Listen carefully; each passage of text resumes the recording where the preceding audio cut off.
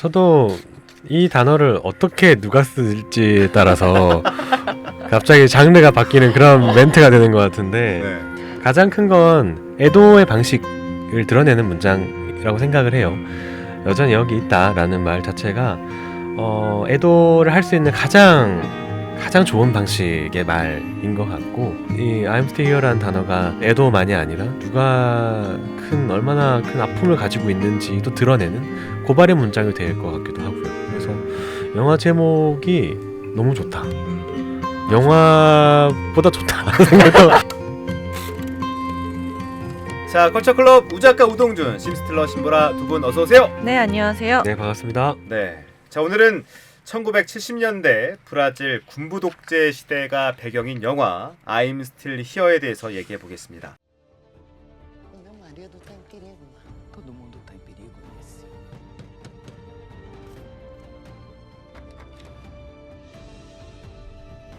자, 시작하기에 앞서서 오늘 이야기는 스포일러가 있을 수 있으니까요. 우리 청취자분들 또 시청하시는 분들께서는 좀 참고해 주시면 좋겠습니다. 자, I'm Still Here 어떻게 보셨는지 궁금한데, 이 한국 영화 특유의 감정 중심 편집, 또 서사와 비교했을 때 차이점이 분명히 있어 보입니다. 영화의 진심인 우리 틸러님 어떻게 보셨어요? 편집점. 영화의 진심. 왜 웃으세요? 저도 왜, 공감했습니다. 왜? 영화의 진심이라는 멘트에 공감했습니다. 매우 진심이신 분이거든요. 저는 일단 감정을 드러내는 부분에 있어서는 두 개 다 비슷하긴 하다. 이 영화 자체는 감정을 드러내면서 이를테면 감정선을 따라가는 거는 비슷하지만 한국의 경우 감정을 왜? 한국의 경험 짚었어. 한국의 경우 이 감정을 고조시키기 위해서 클라이맥스까지 딱 찍기 위해서 그 전에 이제 차곡차곡 응축시키는 역할을 하고요. 이 영화 같은 경우는 조금 감정이나 이런 모습을 좀 흩뿌려 놓은 듯한 느낌이었어요. 아내의 모습 따로 있고 아이들이 받아들이는 모습 따로 있고, 그리고 그 감정이 조금 되게 현실적으로 와닿았던 게 있었던 것 같고, 그리고 이제 한국 같은 경우에는 이제 아빠가 갑자기 실종됐다. 그러면 이제 클리셰처럼 떠오르는 장면이라면 아이가 혼자만 이제 바닷가에서 놀고 있는데 뭐 친구들이 막 니네 아빠 뭐 잡혀갔다며 이러면서 막 이렇게 놀리고, 아이가 막 우리 아빠는 그렇지 않아 이렇게 약간 분개하고, 엄마가 우리는 잘 이겨낼 수 있을 거야 약간 이런 식으로 해서 감정이나 눈물샘을 좀 자극하는 역할을 한다면, 여기서는 있는 그대로를 받아들이는 아이들이 한 축이 있고, 그리고 그런 것들을 최대한 숨겨서 동심이나 이런 거를 잃지 않게 하려고 되게 보호하려는 엄마의 마음이 있고, 또 그거에 맞춰서 되게 순수하게 보여주는 아이들이 있고 해서 전개하는 방식 자체가 조금 더 현실적으로 저는 느껴졌었던 것 같아요. 그렇군요. 우리 작가님 네. 공감하십니까? 네, 공감하고 저도 영화를 보면서 네. 제가 은연중에 이렇게 흘러갈 거라고 생각했던 장면들이 있었나 봐요. 의아함을 느꼈는데, 영화를 보면서 보통 이런 군부 독재 시절의 영화 같은 경우에는 한국은 고문 장면을 상당 부분 집어넣거나 현실적인 묘사를 하거나 맞아. 하는데, I'm Still Here는 이제 그런 장면이 나올 거라고 의뢰 짐작하고 마음의 준비를 하고 있었는데, 그런 장면들이 직접적으로 드러나지가 않아서 무엇을 말하려고 하는 걸까 하는 생각이 처음 들었고, 두 번째로 이것도 영화적인 문화와 풍토의 차이일까 하는 생각이 좀 들더라고요. 그러니까 한국 같은 경우는 때로는 너무 불필요한 걸 과하게 과장해서 묘사하기도 해서 다른 사람들의 평가를 받는 면도 있는 것 같은데, 이번 영화 같은 경우는 필요하겠다 싶은 장면까지 삭제를 한 것 같아서 저자나 문화의 차이가 있겠다. 그걸 어떻게 해석해야 할까라는 생각을 하면서 주로 영화를 봤습니다. 네. 우리나라 영화 같은 경우는 이제 군부 독재 영화를 배경으로 봤을 때 이 신문하는 사람들이 일단 욕을 막 시작하면서 그렇죠. 뭐 동물들이 나오는데, 이 분들은 되게 젠틀해. 뭐 복면을 씌워서 죄송하다. 이렇게 시작하잖아요. 그러고 보면서 좀 다르다. 다르죠. 네. 좀 더 과한 게 나오나? 이런 게 이제 우리가 학습된 그 영화 모습인 것 같아요. 자, 영화의 중심에는 루벤스와 유니스 가족이 있습니다. 이 빛나고 행복했던 가족이 독재 아래 점점 무너져가는 모습들을 그려내는데, 가족의 비극이 가장 잘 드러났다라는 장면들을 하나씩 짚어주면 좋을 것 같아요. 틸러님부터. 저는 비극이 처음 드러났던 장면이 빛이 이제 점차 사라졌었던 장면이 조금 커튼이 기억이 치어지면서? 남았어요. 네, 집 안에 계속 밝은 분위기였거든요. 맞아. 엄청 파티야 다. 맞아요. 뭔가 하루하루가. 해변에 막 따사로운 햇살, 음. 밝은 분위기 아래에서 즐기는 파티 이랬는데 이제 처음 아버지를 잡으러 오고서 이제 커튼을 탁 치면서 빛이 싹 사라지고 그때부터 점점 이렇게 영화가 어두워진 느낌이 났거든요. 그 장면이 이제 시작으로 좀 가장 인상 깊었고 그리고 이제 비극이 가장 잘 드러났다고 하면은 그 유니스가 딱 잡혀오고 나서 이제 나중에 풀려놓고 나서 자기 남편의 실종을 증언해줄 마르타라는 사람을 학교로 찾아갑니다. 찾아갔는데 아이들이 빛 아래서 합창을 하고 있거든요. 근데 그러고 나서 뒤이어 들리는 게 고문했을 때의 사람들의 소리가 이제 서로 겹쳐서 나오는 장면이 있었어요. 그래서 이게 어떤 면에서는 유니스의 이전 생활처럼 밝고 행복한 모습의 가족 그리고 아이들의 합창 소리가 들릴 법한 이런 장면들이 있지만 사실은 그 내부에서는 그 어둠 속에서는 정부 독재 아래서 그들을 조금 신문하고 고문하고 하는 그런 모습들이 아래서 은밀하게 자행되고 있다라는 걸 좀 극대화하는 그런 장면 같아서 합창하는 장면 그리고 뒤에 바로 나오는 고문하면서 나오는 그런 소리들 비명들이 이렇게 대비적으로 느껴서 되게 비극적으로 와닿았었던 것 같아요. 그렇군요.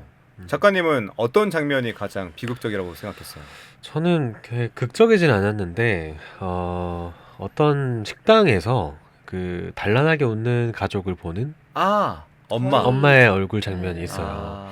그게 아마 아이스크림 가게였던 것 맞아요. 같아요. 맞아요. 네. 저는 그 장면이 그냥 가장 비극적인 걸로 해석이 됐어요. 그러니까 너무 잔인하잖아요. 강제 실종이라는 건 너무 잔인하고 결국 그 주장을 하는 것도 국가에 의해서 사망당했다라는 죽음을 당했다라는 진단서를 끊어내는 게 투쟁의 목적지였다라는 건 가족 입장에서는 사랑하는 사람을 본인이 직접 마음으로 못 돌아온다라는 거를 결론을 내야 되는 상황이 가장 잔인한 것 같고 그 순간을 아이스크림 가게에서 엄마는 한 것 같았어요. 다른 가족을 보면서 더 이상 돌아갈 수 없다.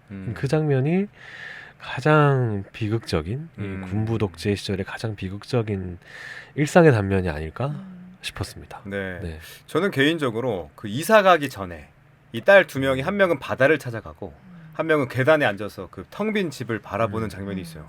그때 좀 많이 비극적이다. 이 되게 아까 말씀하신 것처럼 그 화목하고 파티스러운 집이었는데 뭔가 텅 빈 그 집을 보면서 또 혹은 바다를 혼자 보는 그 모습에서 쓸쓸함을 좀 느껴졌던 것 같고요. 이번에는 가장 좀 불편하게 와닿았던 장면이 있다면 그 장면도 궁금한데 틸러님.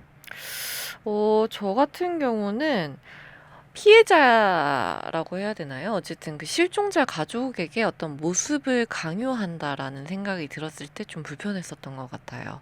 이를테면은 이 가족이 신문 기사를 실기 위해서 가족 사진을 찍는 모습이 나오는데 그때 이제 자 웃자 스마일 하면서 찍는데 기자가 너무 화난 거 아니냐 이게 누구를 잃은가의 모습이지 않다 그러면서 조금 무표정으로 찍거나 조금 힘이 없는 모습으로 찍어달라라고 이렇게 요청을 하잖아요. 네. 근데 그것에 이제 굴복하지 않고 끝까지 웃으면서 찍는 모습이 나오는데 이런 게 우리가 생각하는 피해자에 대한 피해자다움을 강요하는 모습을 되게 잘 드러낸 장면이 아닌가라는 생각이 들었고 그리고 두 번째는 이제 그 시대이니만큼 여성의 역할이 좀 축소되어 있기는 했지만 특히 이제 조금 유니스가 어떤 걸 하려고 할 때 제지를 당하는 모습들이 조금 불편하게 와닿기는 했어요. 예를 들면 은행도 그렇고 그리고 이제 친구가 와가지고 이제 실종 국가로 이렇게 잡혀간 게 확인됐다 이렇게 했었을 때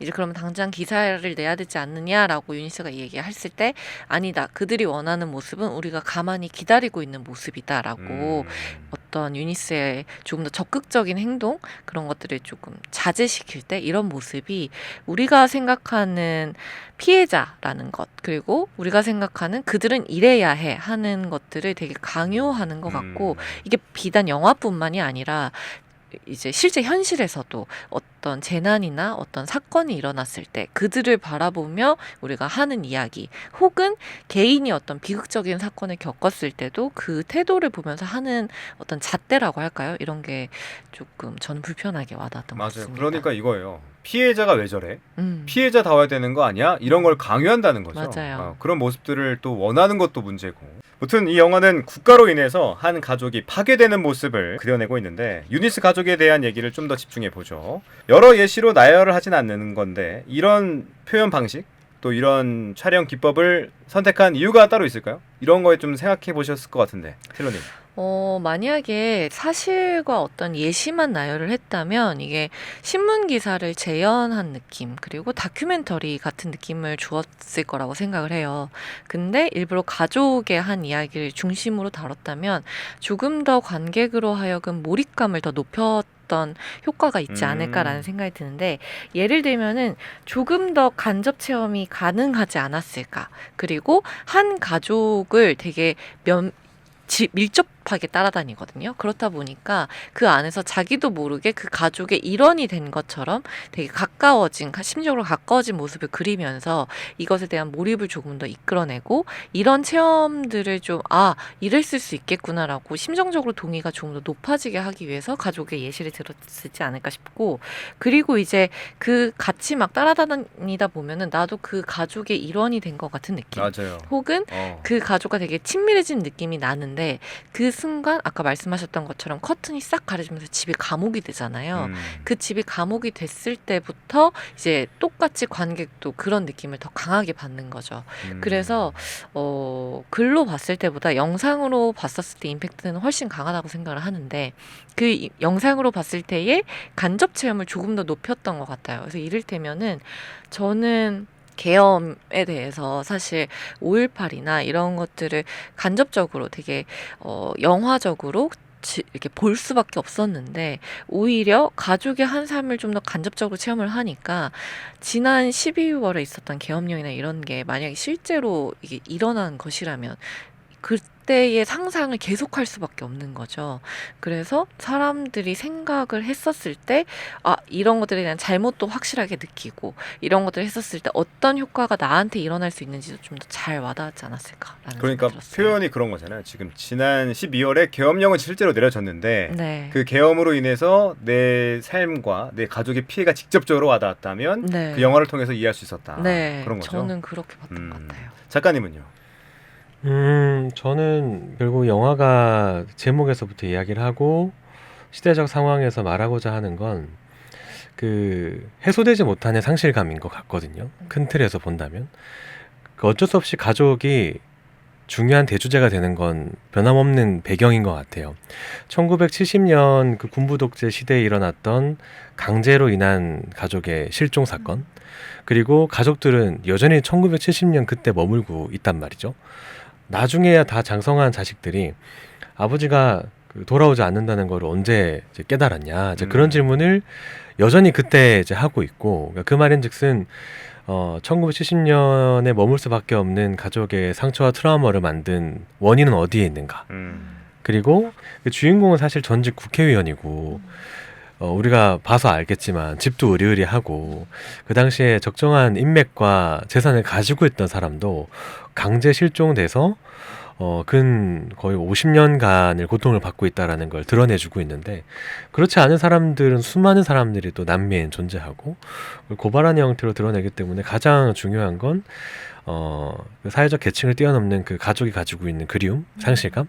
그렇기 때문에 가족이라는 방식은 영화가 가지고 있는 가장 기본적인 핵심 키워드라고 생각이 들어요. 네. 좋습니다. 이번에는 이제 과거를 어떻게 바라봐야 할지에 대한 태도로 한번 넘어가 보겠습니다. 이 영화가 우리한테 주는 질문은 우리가 어떤 태도로 과거를 바라볼 건지, 이런 태도에 대한 질문을 계속 던지거든요. 감독의 과거에 대한 시선이 어떤 방식으로 드러났다라고 보십니까? 이번에도 틸러님부터. 사실 현실에서 특히 내가 경험한 게 아니라면 잊고 지내기가 너무 쉽잖아요. 근데 이 과거에 대해서 잊지 말자, 이 기억을 좀 잊지 말자라는 게 좀 저는 강하게 보여줬었던 것 같아요.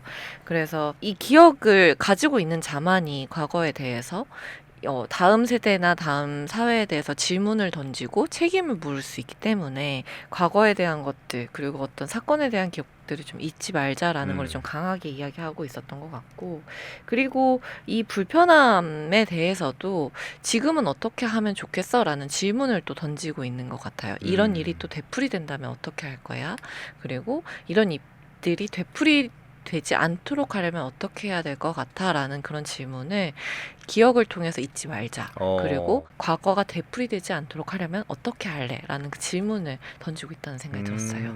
공감합니다. 작가님은요? 저도 영화가 다 끝나고 나니까 네. 계속해서 사진들이 나오잖아요. 네. 그 배치들이 먹먹하게 하는 영화적인 설정이 많았다고 생각을 해요. 실제 있었던 사건이기도 하고.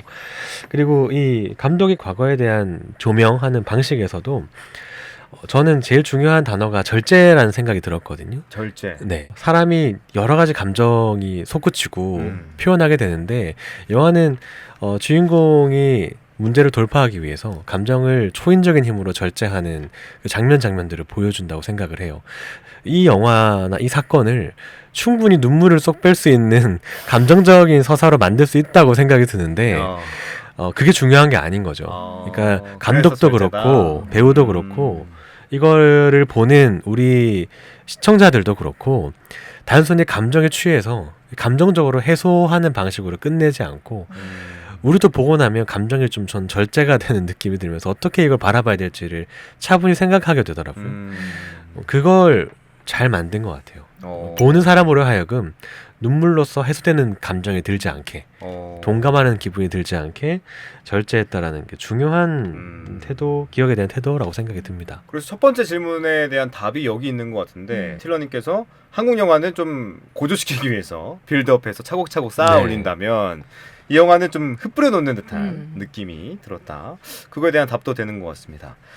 자, 영화는 결국 어떤 기억을 어떻게 이어가야 하는가라는 질문을 남기게 됩니다. 우리 사회 기억을 이어가기 위해서 선택할 수 있는 태도나 실천은 어떤 것들이 있을까요?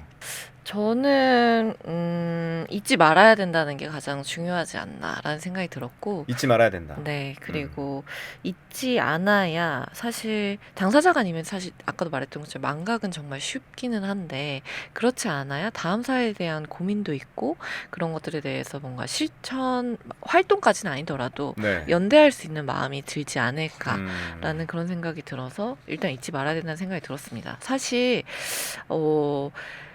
한국에서 발생하는 국가적 재난들이 있잖아요. 그래서 세월호 참사라든지 뭐 이태원 참사라든지 근데 항상 하는 이야기가 잊지 않겠습니다라는 이야기를 붙이거든요. 그거는 그렇게 이야기하지 않으면 너무 잊기 쉬운 거고 당장 내일이 아닌 이상 현생이 너무 바쁘니까 그리고 그렇게 하나도 잊혀지다 보면 다음에 대한 어떤 대책이나 대안 마련도 나타날 수 없고 그렇기 때문에 기억해야 된다는 것 그리고 연대해야 된다는 것 이런 것들이 조금 어떤 태도나 실천을 이야기하면서 이 영화에서 좀 주요하게 이야기하지 않았나라는 생각이 들었습니다. 기억해야 한다, 연대해야 된다.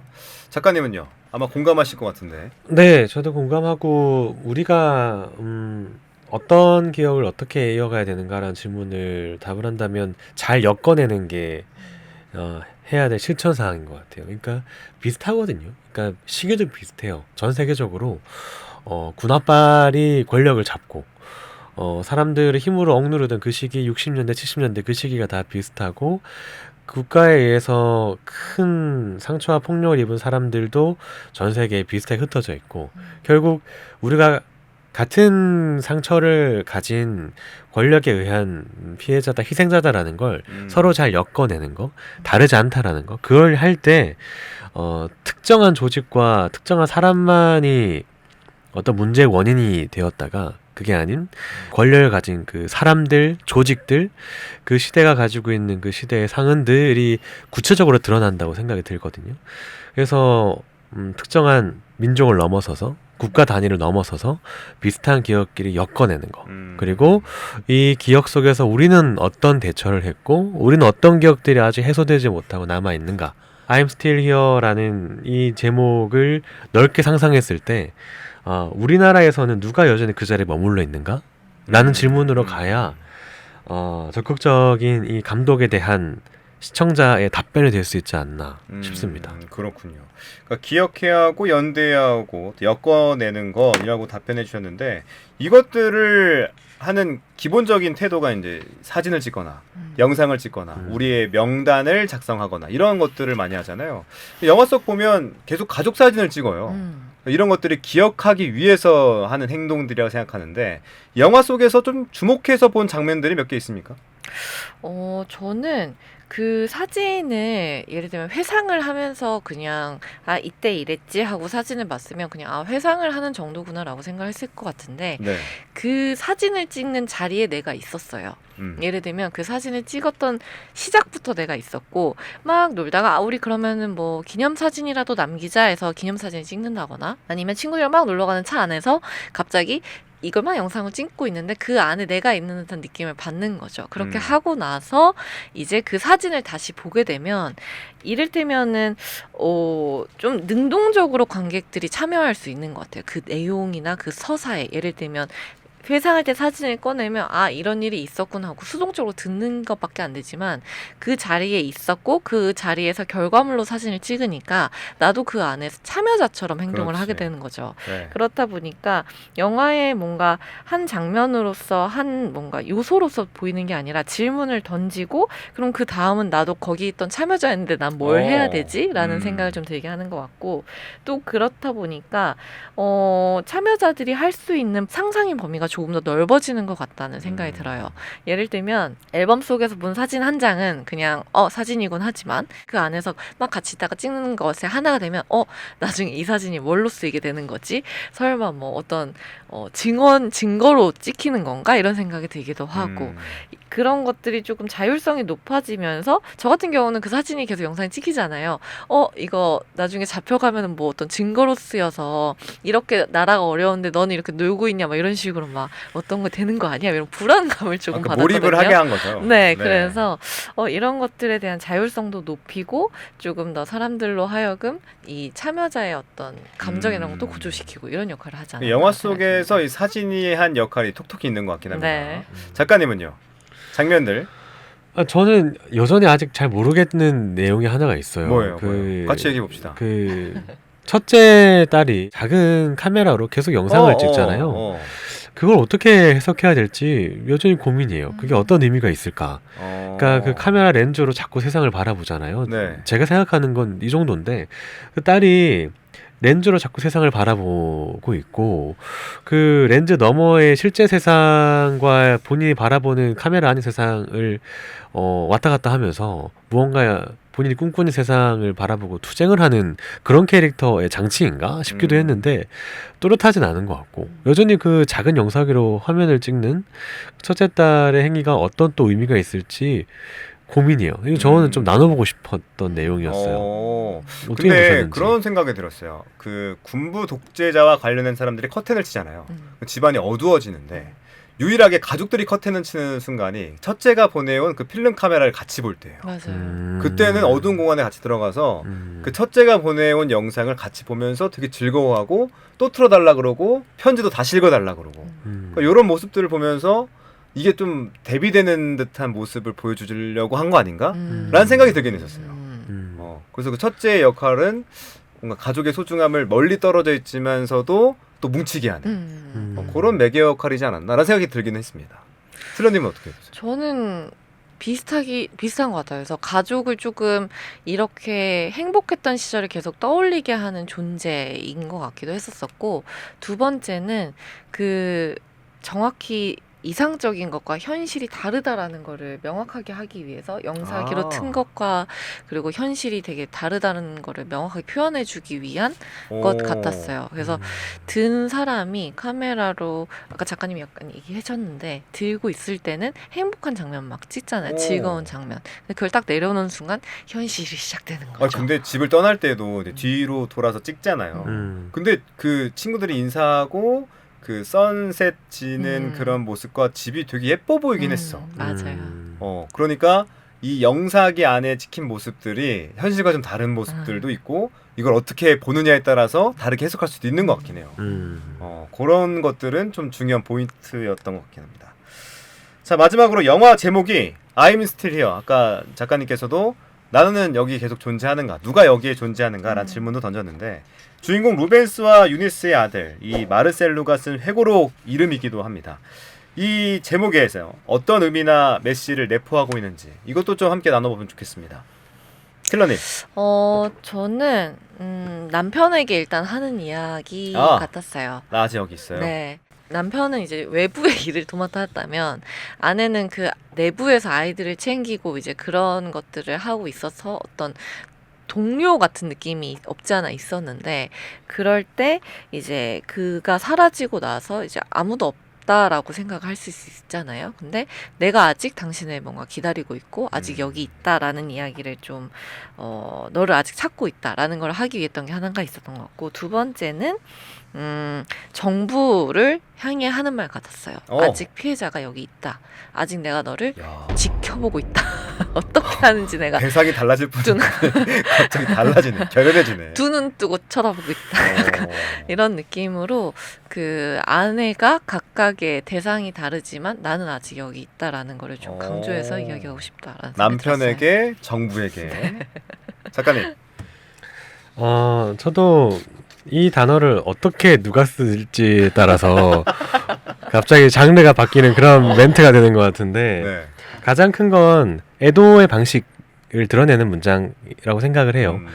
여전히 여기 있다라는 말 자체가 애도를 할 수 있는 가장 좋은 방식의 말인 것 같고 그리고 또 하나는 제일 마지막 장면에 알츠하이머에 걸린 주인공이 그 얘기하고 싶었어. 그 주인공 남편의 사건이 나오자마자 잠시 선망해서 깨어나잖아요. 맞아.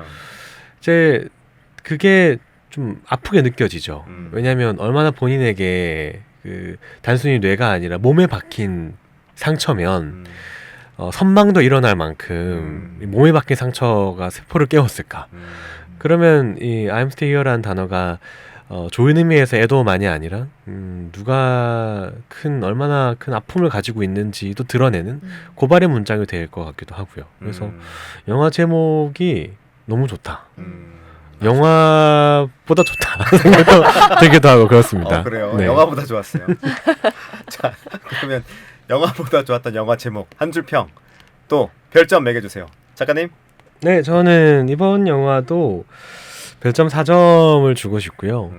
한 줄 평은 좀 길게 한다면 여전히 한국에서 그 순간 머물러 있는 사람은 누군가? 라는 질문으로 마무리하고 싶습니다. 네. 텔러님이요? 저는 사실 작년에 아무 일이 일어나지 않았다면 4점이었을 것 같은데 작년 일을 좀 되새겨봤던 게 컸고 그리고 같이 이야기해볼 만한 것들이 정말 많은 영화인 것 같아서 저는 4.5점을 주고 싶고 그리고 한 줄 평은 과거에서 현재로라는 걸로 하겠습니다. 네. 자, 페어에서 희망을 건져 올리는 이야기죠. I'm Still Here. 엔딩 크레딧 중 등장하는 유니스 가족의 웃는 사진이 개인의 기억을 넘어 우리가 잊지 말아야 할 집단의 기억을 말해주는데요. 그래서 이 작품 꼭 마지막까지 일어나지 마시고 엔딩 크레딧을 보시기를 권해드립니다. 담백하게 또 깊은 울림을 주는 영화입니다. 극장에서 상영 중이니까 영화관 찾아서 보시면 좋을 것 같습니다. 자, 우작가와 심스틸러 여기서 인사드리겠습니다. 두 분 오늘 귀한 말씀 고맙습니다. 네, 감사합니다. 네, 감사합니다.